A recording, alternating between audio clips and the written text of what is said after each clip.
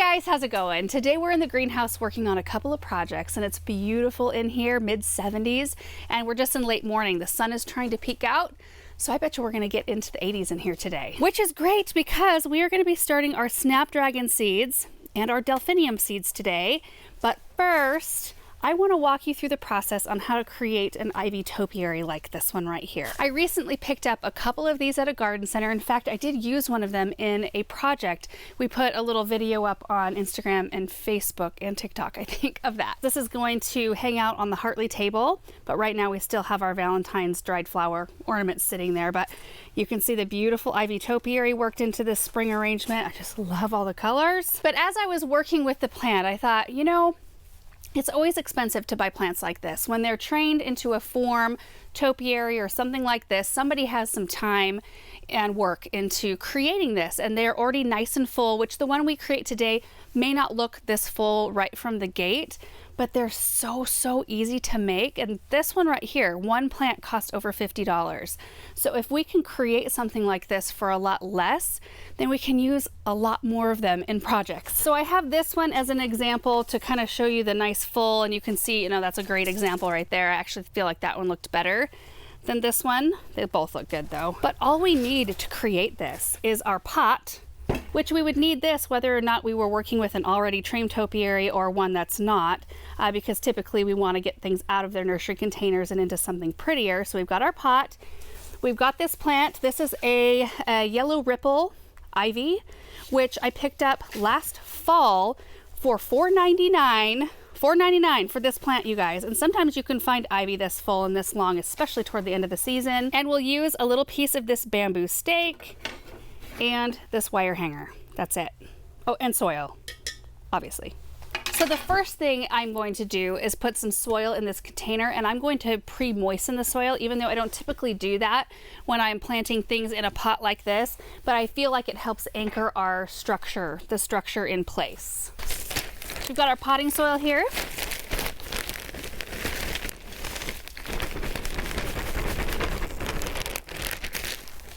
Gotta grab some water.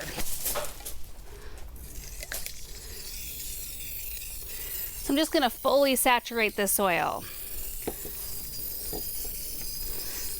all the way to the, whoop! Oh my mercy. Little air pocket in the water line. My goodness, what a mess.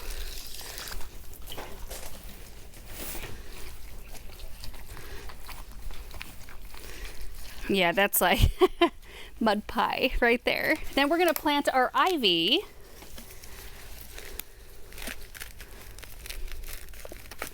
Oof. Oh, the roots still look really happy. I'm glad. These were in their little containers for so long. This yellow ripple ivy, let's see a close-up of the leaves there. This is a zone 5 to 9, and it can do sun to shade.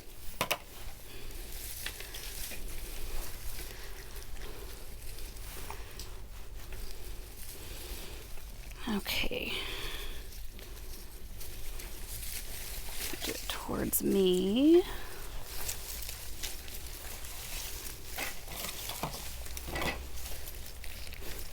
And I'm offsetting the trunk, the main branch of this vine, off just a tiny bit, because you want to make sure that your support, like our form, is more centered than the plant itself, because the plant's a little bit more moldable. Okay, we're gonna need a little bit more soil.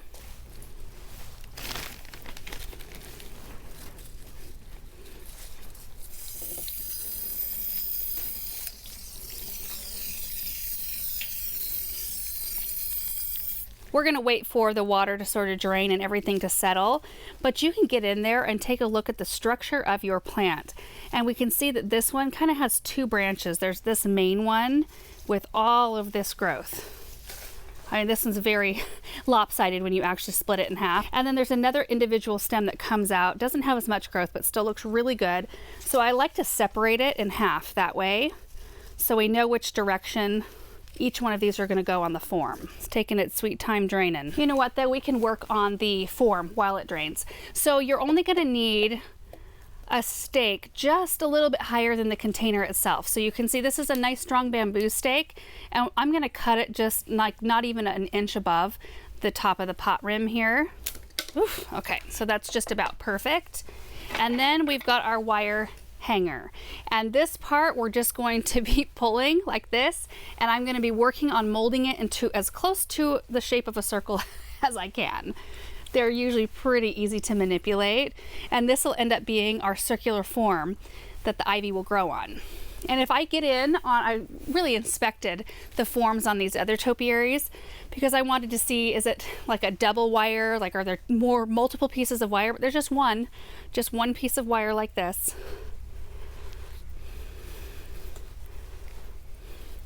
Okay, this takes me a minute. It's looking pretty good. Doesn't have to be perfect, you guys, because the vine is not perfect, and the vine will cover this in the end. That looks pretty good, and we still have our hook right here. I'm going to straighten the hook out so it kind of looks like a balloon, and then we're going to take our bamboo stake and we're going to wrap that little piece that used to be the hook around the top part of our bamboo stake. Oops. So hopefully you can see this.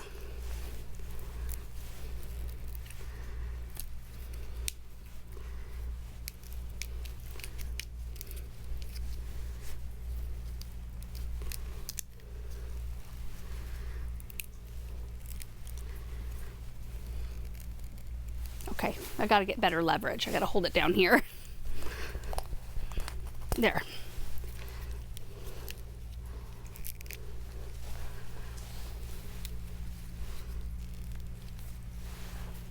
To where it kind of looks like this. There's the circle. We can get in there. You can see exactly how I positioned everything. I just kind of started this right next to that more thick part.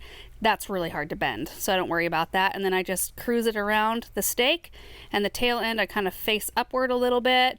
And this top is very easy to bend, so once we stick it in the pot we can bend it to straighten it up if we need to. Okay, so now we're going to take our form, and this looks to be about the center of the container. You can see this still hasn't drained all the way, but I don't care. I'm going to go for it here, and we're going to just stick that down in here just like that. And at this point you can actually at any point you can step back, look at it. If it looks wonky, you can bend it one way or the other, but that looks pretty dang good just like that.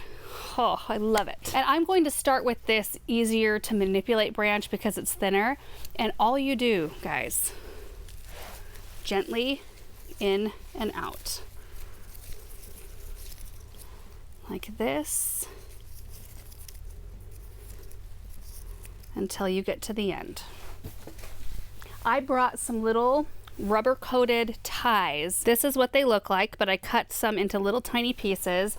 And if we have kind of a wild branch, we can use this little tie to attach it, but I don't find that it's usually needed, especially once you start getting to the bulk of this thing. You end up having a network of branches around this form where you can easily tuck in things. So I'm gonna get you guys a different angle, because what we're gonna do is I have found the main part of this stem right here, if you follow it from the bottom, and that's the first one that I'm gonna work around this form, and we'll just work this way. Okay, I flipped the container around. So again, we have our main stem coming out here. We follow that all the way to the end. These are all the side branches right here. And we are just going to go in and out here, nice and slow. And I'm just tucking any loose ends in. That already looks awesome, I love it. So now I'm just gonna work on all of these side branches right here. You know, I think this one's close enough. I can maybe pull it this direction. Maybe, maybe not. Yeah, no, I think I can.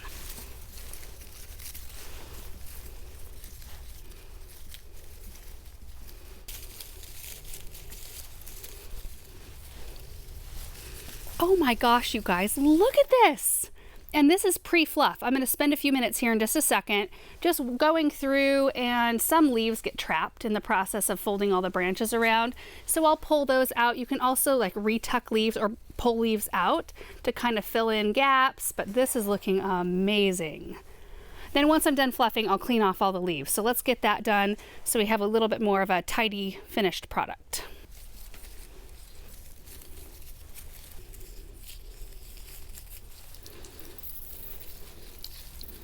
Look at this. So $52 versus a $5 plant that we just had to spend a little bit of time on, but it looks every bit as full. It looks gorgeous. And of course, this one's going to be potted up into the same container too, but you're in it for the same amount for the container, I figure. I just love it when things that look like they would be difficult aren't. I mean, the whole process probably took us 10 minutes. And look at this, you guys. When I bought these last fall, I intended on using them in the pots around the Hartley, and I ended up putting evergreens in there instead, and I wanted to keep the sides of the pots clean, but I knew that they would winter over fine, and they looked like this when I bought them. So like anybody could have gone into the garden center and bought them looking like this, all full and long, because when, you know, I picked them up, it was so late in the season that they haven't put on any active growth since then.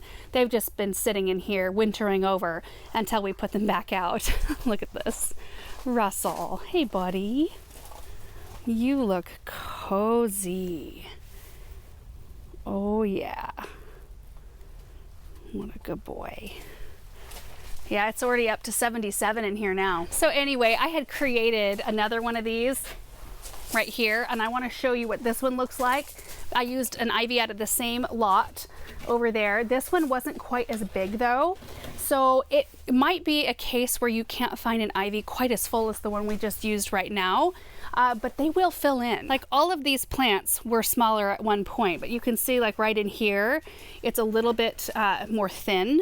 But give it some time in the spring and it'll start putting on a big bunch of growth, and I actually think that one's beautiful as well. You can also bend your hangers into a heart shape and make a little heart-shaped topiary that I think would be really cute. Anyway, super easy project with things that I think are fairly easy to find, especially once garden centers are, you know, bringing in lots of stuff this spring. Okay, so now we are going to switch gears. I just love this project though so much. I feel like I could just sit in here and make these all day long and then just go deliver them to friends and family. I think that would be really fun. Or wouldn't it be awesome to have a bunch of these lined up in window baskets? Like we have a bunch of shade window boxes to have like 3 of them and as your centerpiece plants, and then put some beautiful things around them. Be kind of a fun different look. Anyway, I want to get my Snapdragons and Delphinium started today. So let's go through varieties and information about them. I have planted both of these from seed in the past in videos, I think. The Delphinium I have is Guardian White. Now you're supposed to plant these or start these from seed 10 to 16 weeks before your average last frost date. We are at the 10-week mark right now. I wish I would have remembered to start these a little bit earlier, but that's okay. The thing about the Delphiniums is it can take them 10 to 20 days to germinate at 80 degrees. So I'm going to be putting these on a heat mat in our studio where the temperature is a little bit more constant. It's usually about 70 degrees in there. If I put a heat mat under, it's going to bring up that soil temperature even more. So we should have germination a lot faster in there than I would have out here. The Snapdragons, I am going to put them in the studio when we're done planting them today, but I won't put heat mats under them. You can, but I don't really find it necessary. Once they are up and going and have their first set of true leaves, I will move them back out here because they don't want to stay really warm for like the whole growing on period until you plant them outside. You want to kind of gradually graduate them to cooler temperatures and harden them off that way.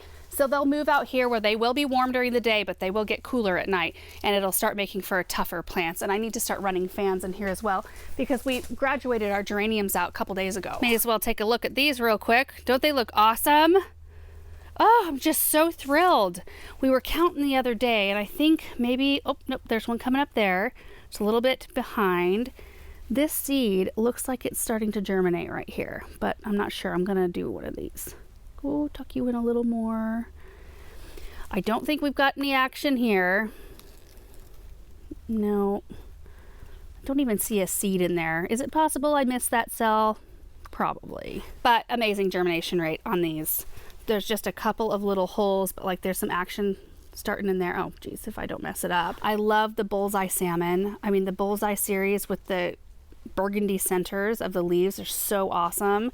And those just grow. Like the margins, the green margins get thinner while the color in the center gets more bold and whiter. You can see they look even bolder here. Anyway, my point was I need to get fans going in here because we will have more and more seedlings, and that also helps create strong seedlings, plants. But these guardian white delphiniums, they are poisonous. Delphiniums are like foxgloves, so just, you know, exercise caution.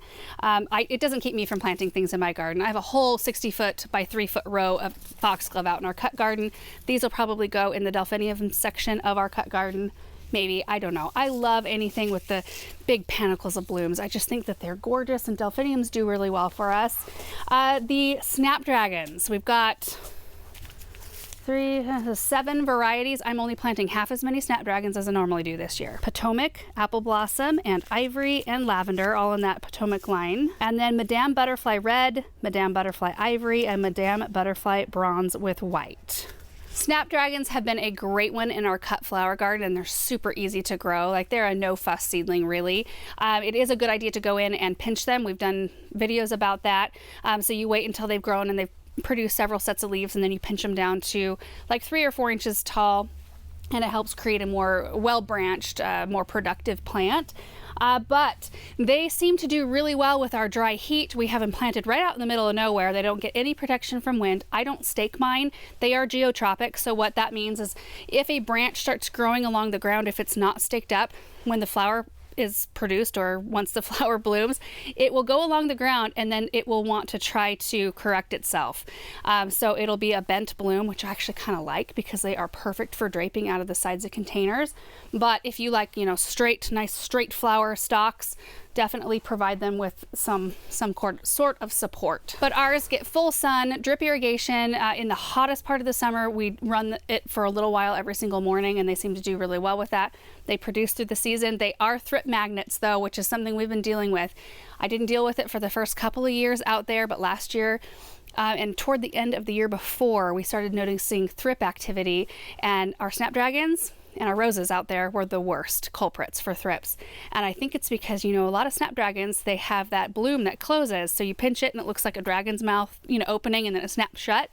It's like this perfect little cozy home for thrips. So I could open a snapdragon flower and count like 20 thrips inside each flower. And I thought about completely eliminating them this year so that I didn't have a crop that I knew wanted to hold on to them. But I figured if I go half as many and we do more biologicals, you know, we release more mites out there, predatory mites, maybe we can get on top of it. I just hate to have a cut flower garden without snapdragons in it. Couple more things. They do require light in order to germinate. So when we put them under the grow lights in the studio, the lights will go on immediately. They go on for 16 hours during the day and shut off during the night, and that's totally fine. But that way it'll help aid their germination. And then the last thing is there are 4 different groups of snapdragons. So be mindful of that. When you're buying your seeds, if you make sure to have one in each one of the groups, like group 1, 2, 3, and 4, that just means that they will be at peak bloom season at different times of the year. And what that boils down to is groups 1 and 2 are the varieties that do not require quite as much light. They don't need as long of a day or as intense of temperature. So those are usually the ones that'll produce earlier, so earlier in the spring, and the ones that will produce in the fall when temperatures cool down. Your groups 3 and 4 are kind of your main season snapdragons, and that's primarily what I have today.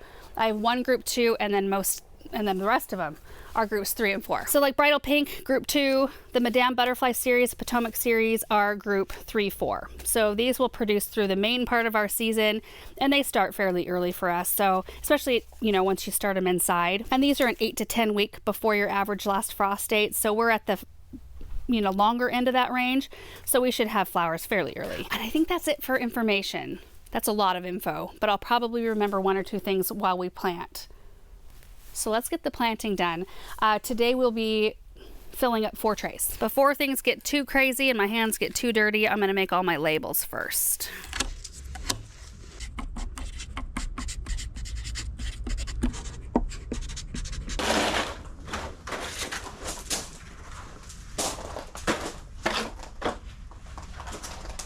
Just kidding, 5 trays.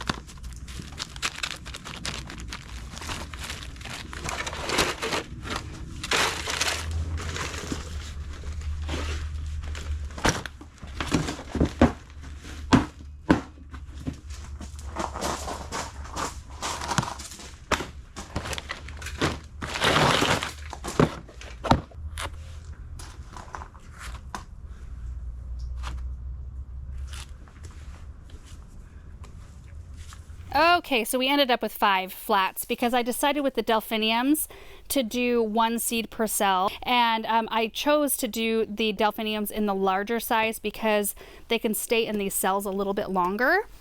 And since we are planting them on the shorter end of their range when you should start them, I'm hoping I don't have to bump them up into larger containers from these. I shouldn't have to. The Snapdragon should be fine in these trays right up until we need to plant them. So these 2 for the delphiniums, which the seeds need to just be barely covered with soil.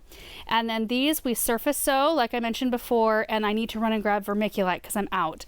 I'll put a light layer of vermiculite over the top of all of the seeds, which just kind of helps maintain moisture levels while still allowing enough light to hit the seeds. But we've got 3 6-packs for the Madame Butterfly Red, 6 6-packs for Madame Butterfly Ivory, and then 1 6-pack for Potomac Ivory. And then the other 2 trays I just split in half between the rest of the varieties. So half in Bridal Pink, half in Apple Blossom.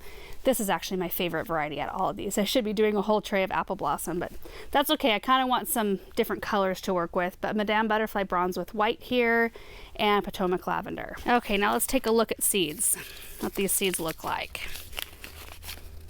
Okay, delphiniums, little black seeds, oops, look just like the soil. And then our Snapdragon seeds are usually in a smaller envelope because they are itty bitty. They look kind of like poppy seeds. Tiny, tiny little things. Okay, I'm gonna get all the seeds down, and then I think I'm gonna go steal some vermiculite out of our dahlia crates because I just need a few handfuls.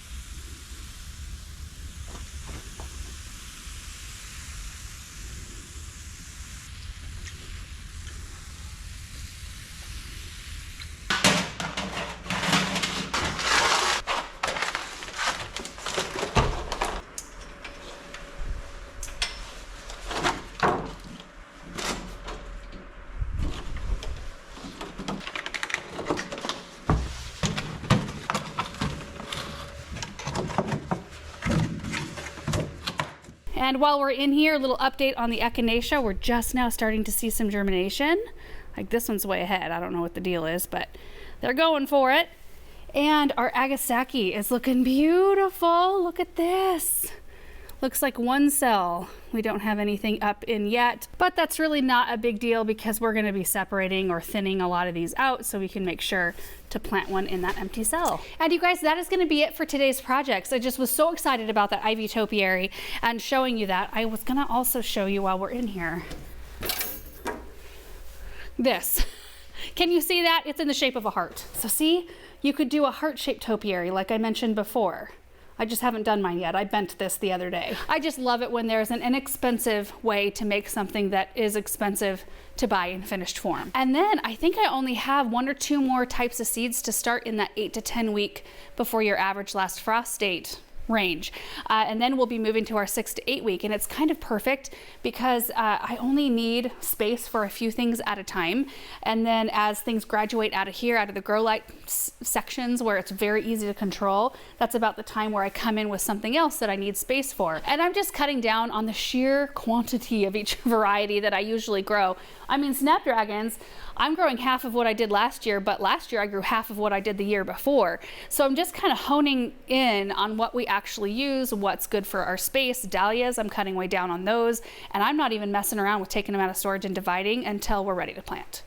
That's just such a huge chore to bring tubers out and then have them sitting in the greenhouse, which the air in there, that heater, it just dries them out too fast. So I kind of want to make it all do it all in one fell swoop and get rid of all the extra tubers at that time. And then it's just like a 1 to 2 day job instead of like stringing it out over months. I might start some from seed though, because Florette sent out a few packets, and dahlias are very easy to grow from seed, but I don't want to do pre-sprout trays and then mess with having them take up space under grow lights and in the greenhouse, because I feel like we're already full everywhere. Anyway, I'm just really happy to have some more stuff going. It's super fun. I'm loving it. I hope that all the information was helpful, seeing it be done again.